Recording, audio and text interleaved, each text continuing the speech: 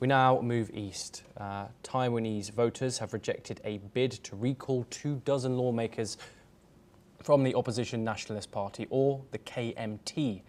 The move was seen as an effort by the ruling DPP to shift power in parliament, but preliminary results show no KMT lawmakers were removed. The DPP needed to oust at least 6 to take a majority. Another round of votes is set for August the 23rd. The recall efforts come amid sharp divisions over legislation, defence spending and ties with China. The KMT accused the DPP of political revenge. President Lai may now face strong opposition in parliament ahead of next year's local elections. China has also weighed in, criticising the Lai administration for what it calls one-party rule. We're now joined by Dr. Bonnie Yuish Liao, who's an assistant professor of diplomacy and international relations at Tam Kang University in Taiwan. Join us live from Taipei. Thank you very much for joining us, Dr. Liao. Please tell us more about this ongoing situation in Taiwan. What does this mean for Taiwanese political stability and obviously Chinese influence as well? Okay, this recall campaign covered 32 cases and involved nearly 1/5 of all lawmakers in Taiwan.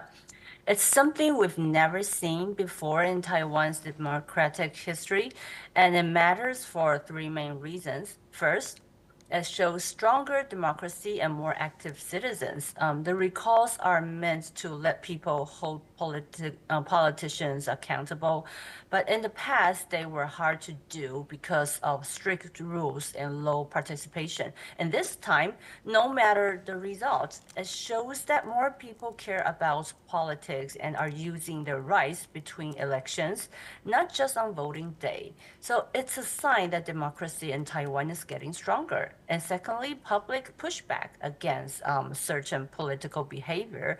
Most of the lawmakers targeted were from KMT or its allies.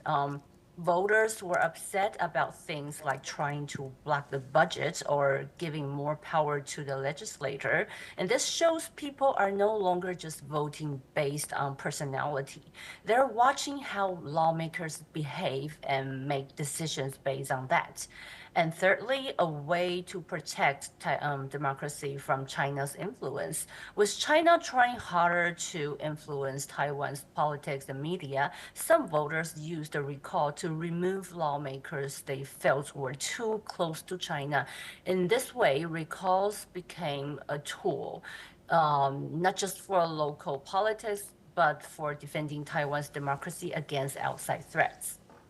Yes, and what can you tell us about the current president of Taiwan's popularity, his party's popularity, and also China's influence? Obviously, it's weighed in, criticising the Lai administration for what it calls one-party rule. What's your analysis of this? Well, from the recall process and media discussion, it's clear that Taiwan's politics is becoming more deeply polarized.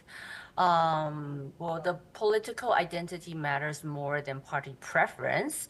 People who support the recall are not only from one party, many support it because they disagree with lawmakers seen as pro-China or pro-KMT or against reform. So this type of polarization is different from what we see in like the States or Europe, where divisions are often about money or social values.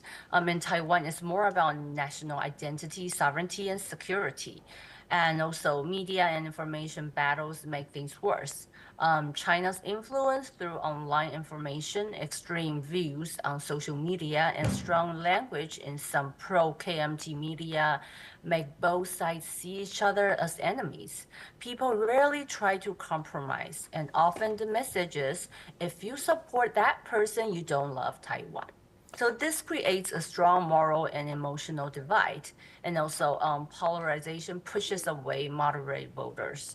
With strong campaigns for and against the recalls, the political atmosphere becomes very, very tense, and many middle ground voters lose interest or avoid taking part. That's why we saw the result, which means the results mostly reflect how well each extreme side can mobilize their bases.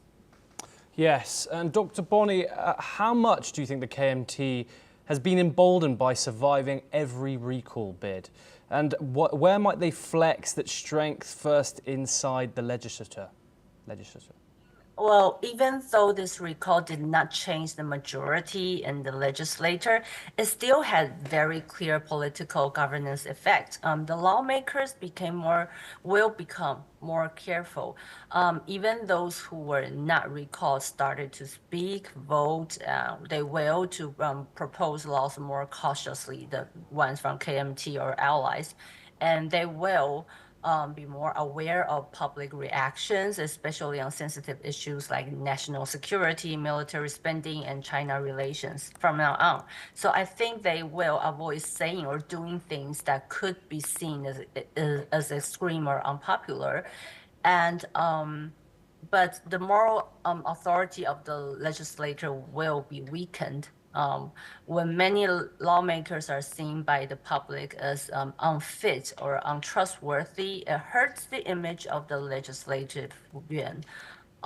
This shift gives the executive branch, the president and the ministries, a little bit more power, influence, and moving the center of politics away from the legislature. But it's also a chance for legal reform because the recall has made people more aware of the problem, like forced cabinet changes or lawmakers try to take too much power. So in the future, this could lead to change in like the constitution or laws to better control the legislature and prevent abuse of power.